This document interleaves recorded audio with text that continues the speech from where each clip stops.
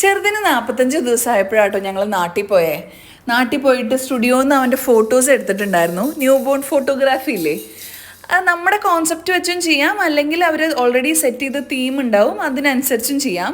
ഞങ്ങൾ ശ്രീധേട്ടൻ ഒരു cricket ഭ്രാന്തനായതുകൊണ്ട് cricket theme പിടിക്കാമെന്ന് വിചാരിച്ചിട്ട് അങ്ങനെ ചെയ്തതാണ്. ഇത് ഈ വൈറ്റ് നിക്കർ ഇട്ടിട്ടും പിന്നെ ബ്ലൂ ക്ലോത്ത് വെച്ച് റാപ്പ് ചെയ്തിട്ട് അങ്ങനെയും ആണ് കേട്ടോ ഫോട്ടോസ് എടുത്ത്. അടിപൊളിയായിരുന്നു. ഞങ്ങൾ ജേഴ്സി ട്രൈ ചെയ്തിട്ടുണ്ടായിരുന്നു, പക്ഷേ ജേഴ്സിയിൽ പേരൊക്കെ പ്രിൻറ്റ് ചെയ്ത് വരാൻ വേണ്ടിയിട്ട് ലേറ്റ് ആവുമെന്ന് പറഞ്ഞു. ഓൾറെഡി അവന് 45 ഡേയ്സ് ആയത് അല്ലേ. അപ്പം ന്യൂ ബോൺ ഫോട്ടോഗ്രാഫിക്ക് ഏറ്റവും ബെസ്റ്റ് ടൈം എന്ന് പറയുന്നത് 20 ഡേയ്സിന് മുന്നേ ആണെന്നാണ് പറഞ്ഞത്. അപ്പോഴാകുമ്പോൾ അവർ കുറേ നേരം ഉറങ്ങും, ഫോട്ടോ എടുക്കാനും നല്ല കംഫർട്ടബിൾ ആയിരിക്കും എന്ന് പറഞ്ഞു. അപ്പോൾ ഇനിയും ഡിലേ ആക്കണ്ടെന്ന് വിചാരിച്ച് ഞങ്ങൾ ഇതൊക്കെ വെച്ചിട്ട് അഡ്ജസ്റ്റ് ചെയ്തു. പക്ഷേ അടിപൊളിയായിരുന്നു കേട്ടോ റിസൾട്ട്. പിന്നെ ലാലേട്ടൻ തീമും ട്രൈ ചെയ്തിട്ടുണ്ടായിരുന്നു, അതും അടിപൊളിയായിരുന്നു. ഫോട്ടോസൊക്കെ ഞാൻ ഓൾറെഡി അപ്ലോഡ് ചെയ്തിട്ടുണ്ട്.